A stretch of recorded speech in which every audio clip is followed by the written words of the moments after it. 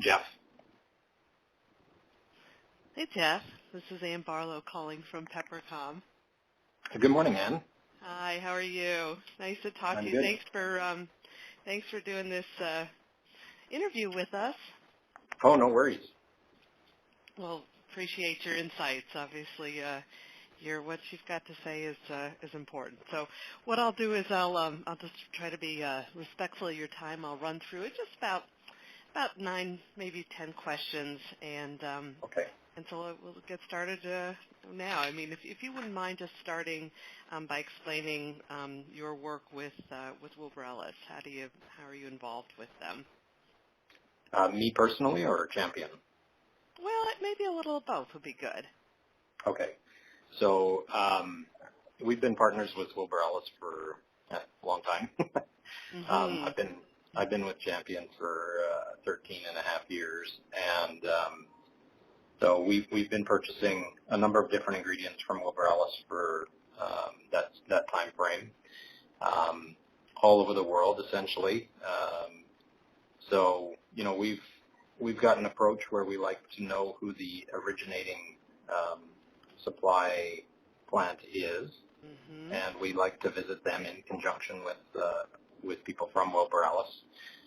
So through all of that, we've come to know each other fairly well in terms of traveling to these various locations where we get the ingredients, working with Wilbur and with the initial supplier to make sure the quality standards are up to what they need to be, and developing essentially a trusted supply network with Wilbur Ellis in the middle as the marketing arm and the logistics arm of that supply chain.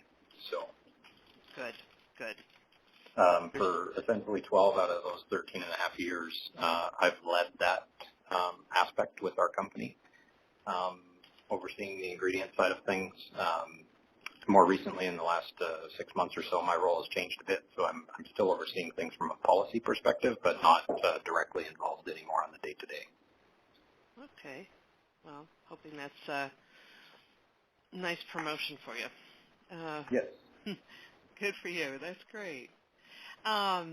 So based on all of that, how, if someone, was talking with you and they hadn't heard about Wilbur Ellis before, how would you describe them?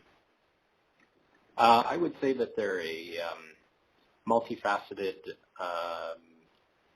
agricultural ingredient supply group. Mm-hmm. So they represent a number of different manufacturers of ingredients. Mm-hmm. They themselves have a few assets that produce ingredients, whether it be blending assets or even some production assets, like in New Zealand with their lamb facility. Mm-hmm. They're a full-service logistics coordination company, so they handle the supply chain from point A to point B in terms of taking ownership and selling it to us at our location. Yeah.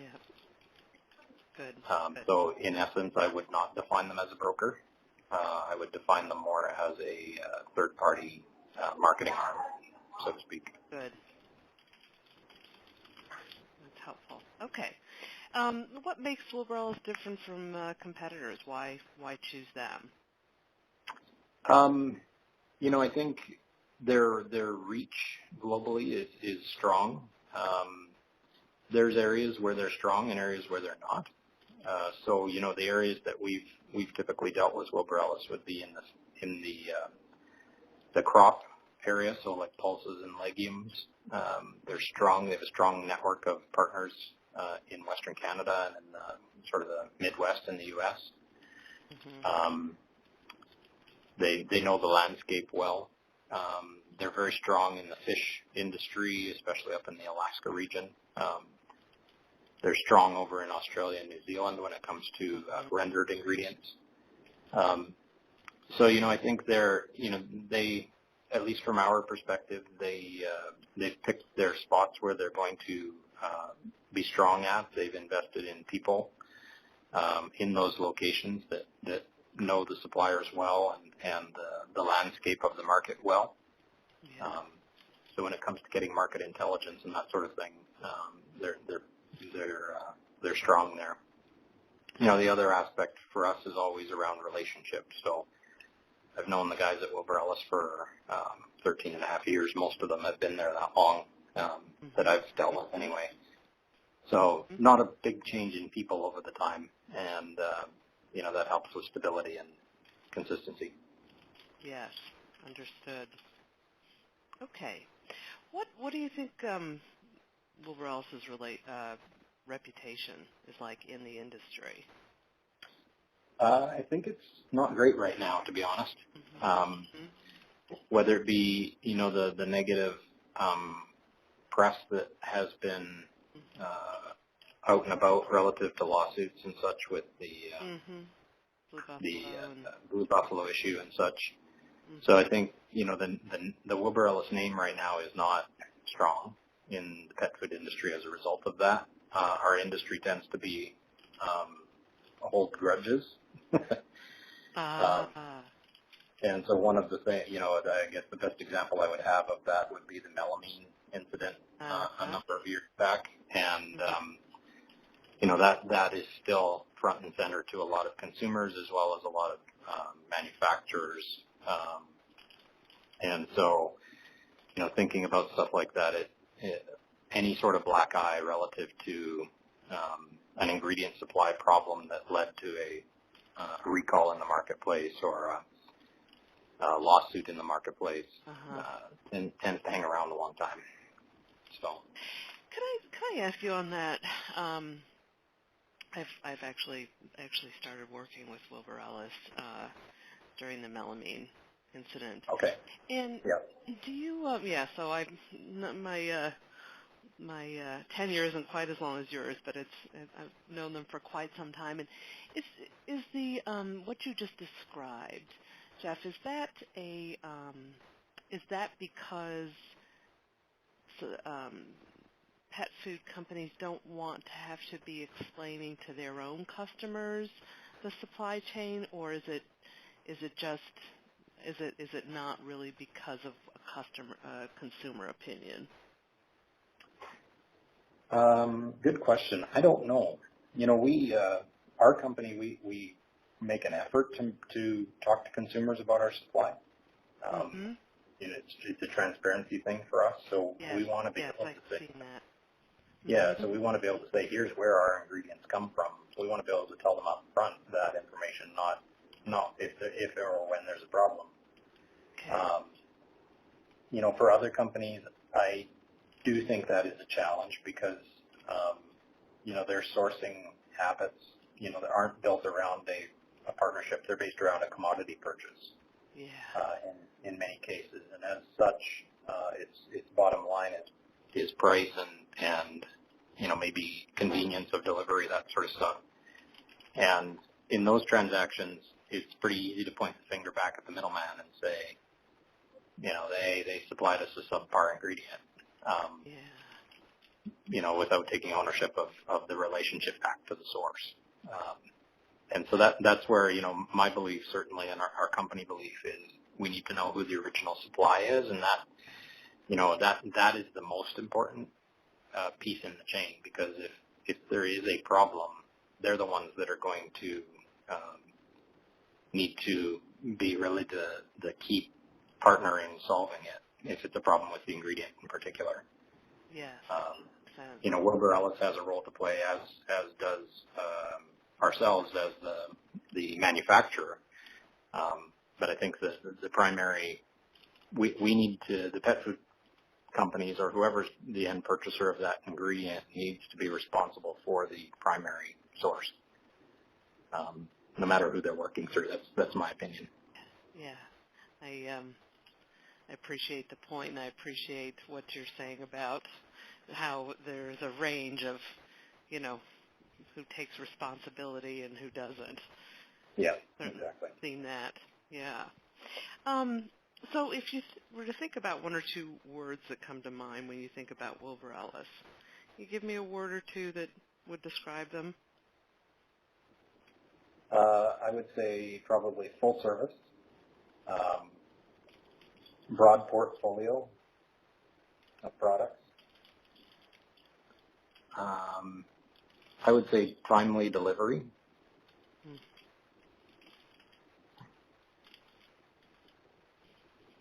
Okay.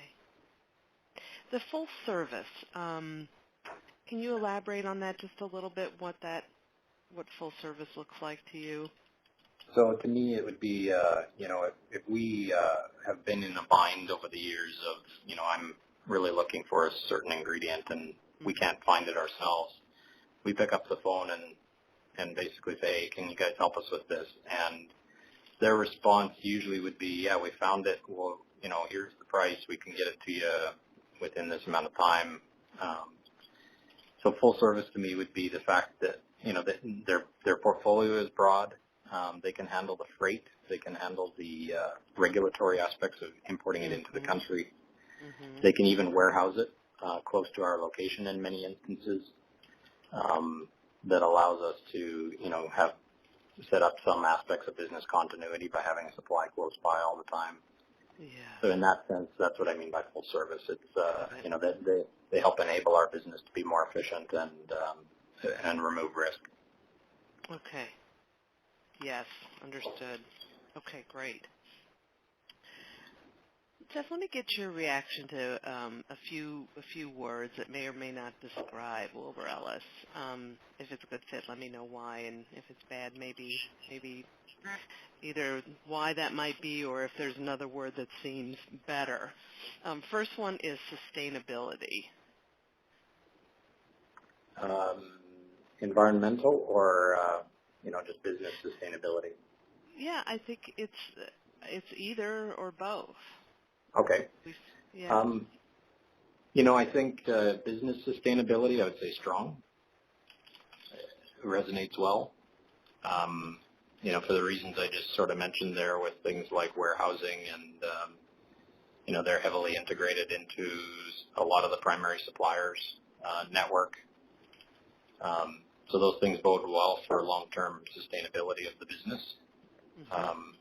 Environmental sustainability, I don't really know. Okay, that's fair enough. Okay. How about service? I would say strong in terms of transactional service. It may be a little bit weak on some transparency. So we often have to push fairly hard to get information from Wilbur of who the primary suppliers are. And they know very well the importance around that for our company. And so it's often like pulling teeth to get that information. And so, that from a service standpoint, that doesn't bode well for them. And in some cases, they've lost out on some opportunities as a result of that, where we have the ability either to go direct or to work with somebody else who is much more transparent with that information.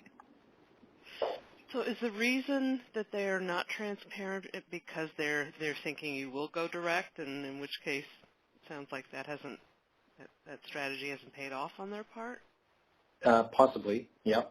As our company gets bigger, that is and we develop our ingredient teams out more and more, that is always something on our radar is, what is somebody who's in the middle of a transaction, what service are they offering? Mm-hmm. And that's where I think, companies like Wilbur Ellis and them in particular, because they've been with us the longest and are the biggest in this avenue for us in that they're playing a third-party role. Mm-hmm. I think it's kind of the catch-22 of the situation means that, we're going to look at opportunities to go direct ourselves because we are so keenly interested in that primary relationship. Okay. So I think for Wilbur to continue to provide high-end service and growth for Champion, it's going to be important for them to know, how they can enable our company with our mandate, because our mandate's not going to change. Yeah. So, transparency of that supply chain, helping work with them, with us in terms of providing information, enabling that relationship, those sorts of things are going to be important to us. Otherwise, we will look for opportunities to go around them so that we can get that, because it is so critical to us. Understood. Okay, that's very helpful. So last word is integrity. Okay. I think, pretty decent. Again, back to the issues in the industry, I think Wilbur Ellis suffers from that. I think that their integrity in the industry towards Wilbur Ellis is poor, for the reasons mentioned before. They've been implicated as being involved in, melamine and in the Blue Buffalo thing. And so, two black eyes, so to speak, and so that hurts them from their integrity. From our perspective, the reason we still deal with Wilbur Ellis is we're comfortable with them. And so, I would say from my perspective and our company perspective, that's not an issue for us. But it's not an issue for us for the reasons that I've said already of, we make a very strong effort to make sure that it's not just us and Wilbur Ellis. It's us, Wilbur Ellis, and the primary supplier. And as a result of that, we're very comfortable playing in that space because there's awareness and knowledge and responsibility at all levels. So. Okay. Yep. Makes sense. Okay. Just a couple more questions. Just following along these lines, anything else you'd add in terms of greatest strengths or greatest weaknesses that we haven't touched on? I think just to, reemphasize it, probably the greatest strength we see with Wilbur Ellis is their ability to help us bridge challenging supply chains. So what I mean by that is, they're often helping us with ingredients that are coming from a distance or that have seasonality issues. And so one of their greatest strengths has proven to be their ability to help provide constant ingredient supply through 12 months of supply, even though the original source is not a 12-month industry. Their crop products that they sell to us, for example, are produced over a 4-month time or 5-month time span, harvested for 1 month of the year. They've proven very strong at helping manage that supply chain and turning it into a 12-month consistent source for us. Okay, that's helpful. The other thing I would say greatest strengths is they've been very versatile in helping find tough to get ingredients over the years for us. So, we like to work with niche ingredients and unique ingredients, and usually if we pose a question to the group at Wilbur, they come back with solutions pretty quick relative to finding something difficult. So. Interesting. Okay, that's great. Hey, just Jeff, last question for you is just just curious from your perspective on industry trends or challenges, things that you're really keeping an eye on right now. Anything in particular that might be keeping you up at night?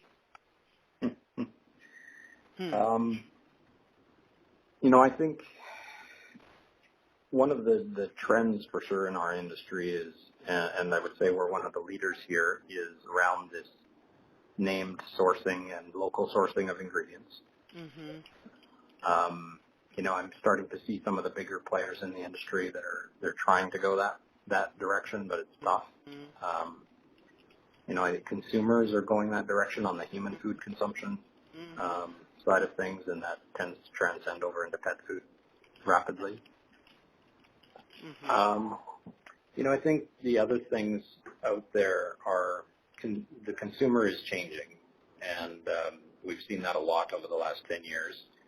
How people treat their pets, how the pets are part of the family. They're no longer an animal, but they're being treated like a person essentially as part of the family. So the importance of quality and food safety in that relationship is paramount, because the dog is eating or the cat is eating the same food every day, and so any issue gets magnified significantly. So those are the typical things that would keep me up at night is quality-related challenges. Quality, not so much on the big picture stuff, but melamine would be an example of this. It's something that companies may not even see coming, and has the potential, of course, to completely destroy trust with the consumer. And so those are the ones that would keep me up at night. Just there's ways, I think, to help mitigate that. And, the biggest way is to know your primary supply and to be able to work with them around solving quality challenges. And, I think, Wilbur knows us well. They've traveled with me on a number of occasions. And, one of the things I'm most keenly interested in when I visit a supply is, how are they handling raw material? Because how old is it? What's their temperature control like? Where is it coming from? How's it being processed at the original source? All of these types of things, because those are key indications into what the quality is going to look like down the road. So absolutely makes sense. Yeah. Huh. Okay. Really helpful. Anything that I haven't asked you that we should touch on before we hang up? I don't. Well, you know what? There's maybe only one thing, which would be, one thing that hasn't boded well for Wilbur Ellis over the last few years has been regularly changing organizational structure. And it seems like it's a work in progress. And titles keep changing and roles keep changing from the top down, and that makes it tough to understand where they're going, and kind of what their overall corporate strategy is. So that would be my main comment. And on that, so you mean beyond like Ron and Rob and now Andrew, but further into the ranks than that? Yeah, because I think, anytime the top changes, they're going to look at how they reorganize things. So, Terry, for example, Terry's role has changed. He's on his third title now in the last 2 years. Yeah. So, when he emailed me a couple weeks ago about this call, I noticed pretty quick that his title had changed, and I was like, that's odd. I got it. So I'm like, okay, what's going on at Wilbur? Yeah, that's good feedback. So, so at the very least, it sounds like for key customers to just explain the roadmap a little bit. So here's what we're doing and why, and we don't think that, by the way, we think we're done or whatever. Right. Okay. Yeah, and in fairness to Wilbur Ellis, that conversation may have happened with somebody in our organization, because as my role has changed, I haven't been involved as much. So maybe that's been going on, and I just don't know about it. So. But that's still good feedback because it says to us as their, communicators and sort of the like that you need to have the conversation sometimes more broadly, or at least a communication, whether it's a conversation or some other. Yeah. Okay, exactly. That's very helpful. Yeah. Hey, thanks for taking the time. Really good. Yeah, no problem. All right. Good. Enjoy the rest All of your right. day, Jeff. You bet. Bye-bye. Thanks, Ed.